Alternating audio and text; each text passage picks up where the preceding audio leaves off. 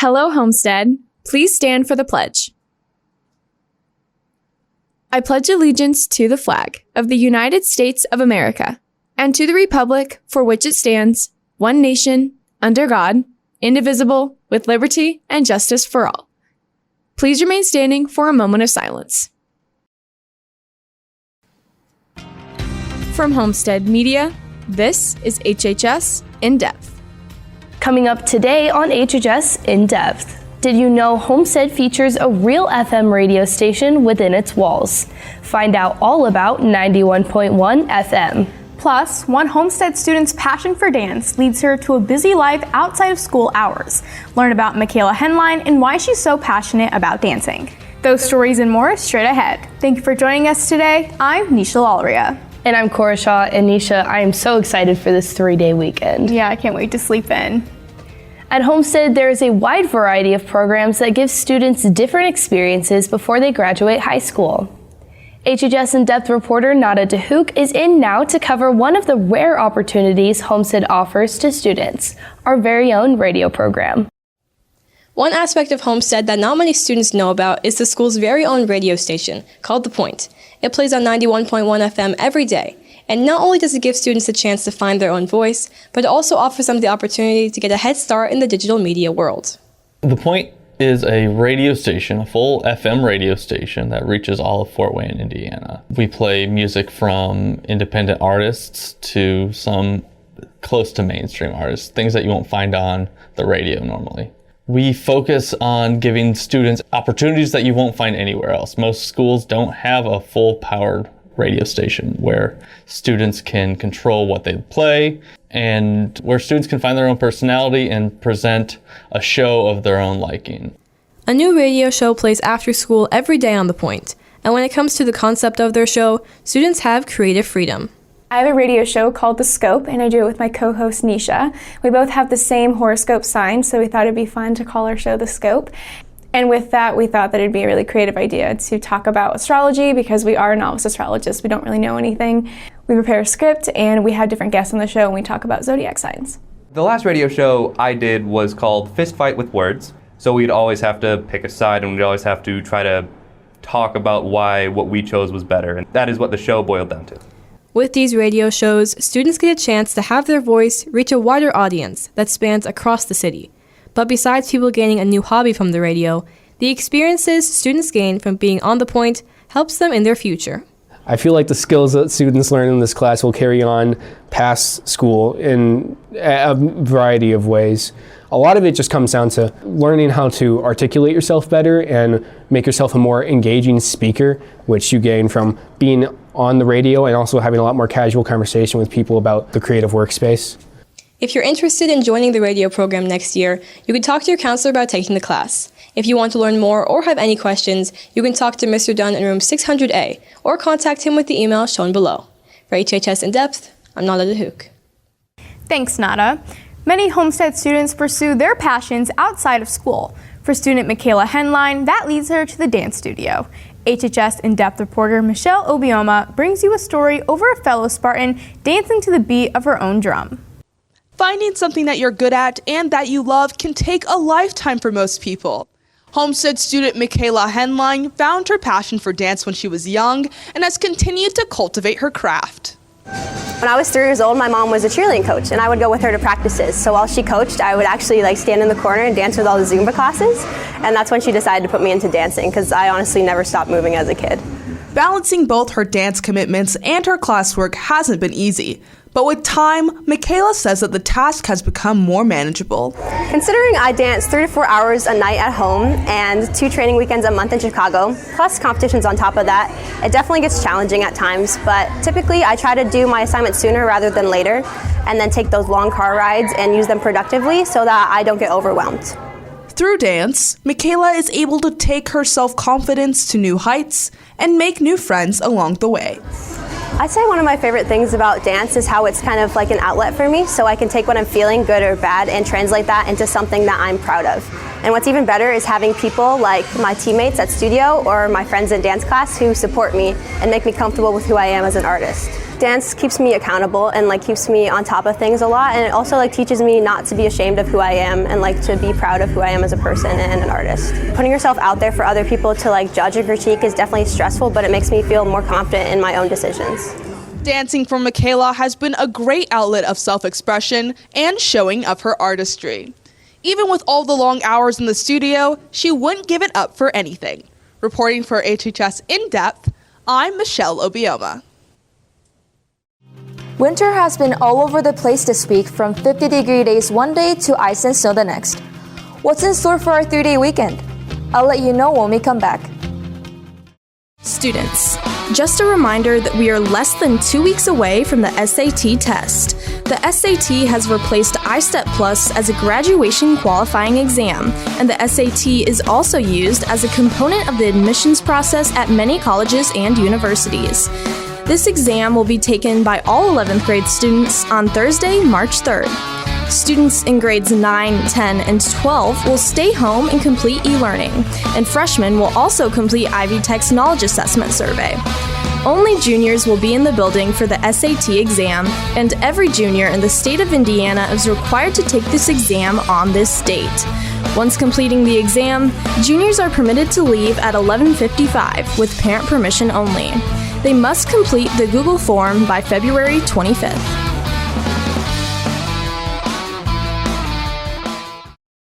You're watching HHS In Depth with Nisha Lalvaria and Cora Shaw. Welcome back to HHS In Depth. College Goal Sunday, Indiana's largest FAFSA filing event, will be held on Sunday, February 27th from 2 to 4 p.m. at Ivy Tech, Fort Wayne. FAFSA filing experts from across Indiana will be available during the event to help all attendees with filing their FAFSA. For more information, go to collegegoalsunday.org. Students, don't forget to buy your yearbook for $50 before the May 1st deadline at yearbookforever.com. And seniors, don't forget to remind your parents to purchase a senior ad in the yearbook. Information was emailed to senior parents with all the details. Students for Life is sponsoring a baby book drive for the Women's Care Center. If you have any new or gently used baby books that you would be willing to donate, you can find drop-off locations near Door 1, Door 26, and the cafeteria. This baby book drive will be going on now through February 23rd. The results of the Penny War are in. Coming in third place was Mrs. Hatch's class, raising $69.80 for 6,580 points. Second place goes to Mrs. Merkling's class, raising $145.39 for 11,099 points. And the winner of the Penny War was Mr. Arata's class, raising $200.55 for 18,295 points. Thank you so much to all the classes that participated. Because of your generosity, we are able to donate $751.58 to the local office for the National Alliance on Mental Illness. The official track and field season began this past Monday, but any girl interested in running, jumping, or throwing should plan to attend practice immediately. All participants must have the necessary forms and signatures filed with final forms before participation is allowed. Contact Coach Wiss or Coach Jarrett for more information. The boys' golf season is approaching fast. Boys interested in playing golf for Homestead this spring need to attend a brief call-up meeting on Monday, February 28th at 3 o'clock in Community Room A. Tryout information and expectations will be shared by Coach Mazlock at that time. Interested in joining Unified Track but aren't sure what it's all about? There will be a call-out meeting on Thursday, February 24th after school. Meet in room 937 for this quick and informational meeting. If you can't make it to the call-out meeting, reach out to Coach Hoffer or Coach Radloff for more information. Are you an honor roll recipient for this past fall semester? Check the bulletin board in the hall across from Student Services to see if your name is on the list. Administrators will be in the cafeteria on Wednesday, February 23rd during all lunch periods to hand out your honor roll certificate and a special treat. And now here is a rundown of clubs meeting at Homestead over the next week. Euchre Club will meet today after school in room 212 until 3:30 p.m. Players of all experience levels are welcome to attend. Are you interested in current events? Do you enjoy discussing politics? Get out to Young Progressives today from 2:45 to 3:30 in room 614, Mrs. Smith's room. All political viewpoints are welcome and snacks will be provided. And Think You Know Your Place names prove it. Geography Club will meet in Mr. Emy's room, room 717, every Thursday after school until 4 o'clock. There are games, friends, and learning about physical and human geography. With the year coming to an end and senior athletes signing to colleges, the yearbook team needs your help in making sure all of our student athletes can be recognized. To learn about how seniors can make this possible, here's reporter Carly Flanagan. Yearbook is trying something new this year where senior athletes who are committing to play in a sport at a collegiate level will be put on a page with other athletes. The goal is for all senior athletes who are committing to be on one page of the yearbook. This page will include the athlete's name and university they are attending, along with a picture of them either wearing gear or a shirt that has their university on it. If a senior does not have a shirt, they can hold their gear or a poster saying committed. Seniors should note that pictures like these seen on the screen here are not to be sent in and will not be used if they are sent in.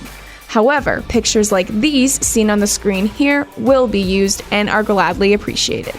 Seniors, to help the yearbook recognize all student athletes, please email Isabella Smith at the email address shown here with a picture of you wearing your university shirt to be included in the yearbook. You may send another picture if you have a better one. Reporting for HHS In Depth, I'm Carly Flanagan. Thank you, Carly. Well, this week's weather has been all over the place. The question is, Cora, what will things look like outside for our 3-day weekend? Yunji Che joins us now to let us know. Thank you, Cora and Nisha. This week has been up and down with its temperatures all week long, and this weekend seems to continue that trend. Tonight will be a cool night with partly cloudy skies, so if you're heading to the game tonight, be sure to wear long sleeves or a jacket. Moving on to the weekend, tomorrow doesn't seem like it would be too different from today with partly cloudy skies and a high of 25 and low of 16. Don't lose hope yet, however. The clouds are going to open up and reveal the sunrise on Sunday, and the weather is going to dramatically go up in the high of 47 with only a low of 38. As you can see, the temperature seems to be going up as spring approaches. Will this relief continue throughout next week? I'll be back later with the 7-day forecast. All right, thank you, Yunji. Next in sports, winter seasons are starting to wrap up for some teams while our boys basketball team goes for a conference championship tonight at home. Anthony Gary is in next to break it all down in the locker report.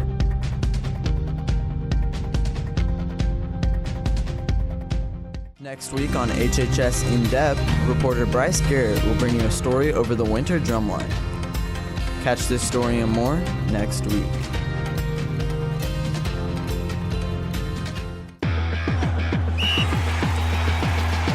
Welcome back to the Locker Report. I'm Anthony Gary. The Homestead boys basketball team has been on a roll over the past few weeks, including an outstanding win over Concordia last week. Caleb Wood is in now with a recap. Last Friday, the Spartans entered the cage to face off against Concordia. A must-win for the Spartans to keep their first-place SAC run alive, and without Fletcher Lawyer, the rest of the team needed to step up. Right here, junior Kyron Kalpwicki drains the 3-ball from the left wing. He shot 13 points on the night. However, cadets respond. Ajani Washington deposits the 2-point jumper. Then, Ifani Ezecuto from the other side swish. Spartans take the early lead. A low-scoring game at the half. Homestead up 23-17. Picking it up in the fourth, Grant Leeper slams it in. Energy is high inside the cage. And to cap it off, a quick pass to Andrew Leeper, and he finishes with a jam. Homestead wins 49-35 over the Cadets. They hang on to first place in the conference and can seal it with a win tonight over the Chargers. The girls swim and dive team traveled to Indianapolis to compete in the state competition just this last Saturday. Sports reporter Joel McChesney brings you a postseason spotlight. The Spartan girls swim team just wrapped up a fantastic season at state on Saturday. This season, the girls had many personal best times and managed to take 6 athletes to state finals. I had some best times in both my events at sectionals, and I was super happy to put up those times. I did pretty okay. I got close to my best times, and the relays that I was in, we made it to state. So it was my first time going to state as a senior, which was really cool. So individually, sectionals went really well, and I went to state for both my individuals and the relays. And then at state, The team as a whole put up many dominating performances this year. Swimmers are very pleased with the results this season, and many individuals are ending the season by setting new personal bests. The team as a whole I thought was really, really great. We got a ton of girls to state, and we got to experience the state atmosphere, which was a super fun space to be in. I would say this team did pretty well. Going into sectionals, we knew that it was going to be a close race between us and Carol. So overall, we did really well. Lots of personal bests. We took 6 girls individually to state, so it was really good. Although the official swim season may be over, we still want to wish our girls good luck as they continue to swim in club throughout the rest of the school year. Reporting for HHS In Depth, I'm Joe McChesney. In other news in Homestead athletics, the gymnastics team competed 3 times this week, securing first place in all competitions. Gina Zarelli won all around Monday and Tuesday and didn't compete Wednesday. She is still yet to lose this season. Jillian Woolwin won all around on Wednesday. In the recent Coaches Bowl, Homestead was ranked at the top as the #1 team in the state. Well, folks, it's Carol week. Even though the lackluster team from up north is 1-17 and the worst team in the SAC, it is still a rivalry game. So make sure you pack the stands with your best USA gear in honor of the Olympics. Game time at 7:30. For the Locker Report, I'm Anthony Gary. Be sure to follow us on Instagram and Twitter listed down below for all Homestead sporting updates. Stay tuned to HHS In Depth as Yoonji will have the final check of the forecast when we come back.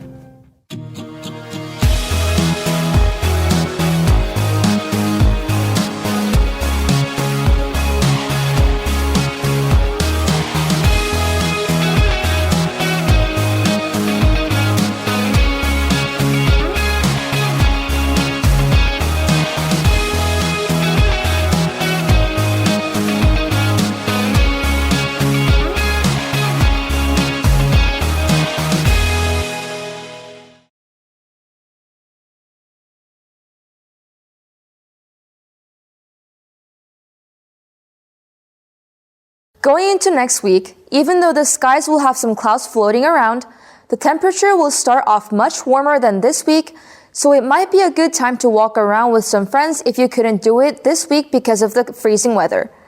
On Tuesday, it's still warmer than normal with a high of 45 and a low of 35, and it is likely that you will witness some rain showers, so it is probably a better idea to not go out during the day unless you want to take a shower outdoors.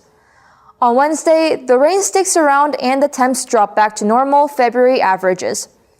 We'll see a high of only 34, so it would be a good idea to stay indoors for Wednesday as well. On Thursday, the temperature is unfortunately going to go down again with the high of 28 and more snow is projected Thursday as well. Even though the temperature increases from this weekend to the beginning of next week for those who are hoping to get ready for spring, the weather seems to get colder for the rest of the week. Remember not to get rid of too many warm clothes you had prepared for all the chilliness, as you'll need it for the latter half of next week. Cora, Nisha, back to you.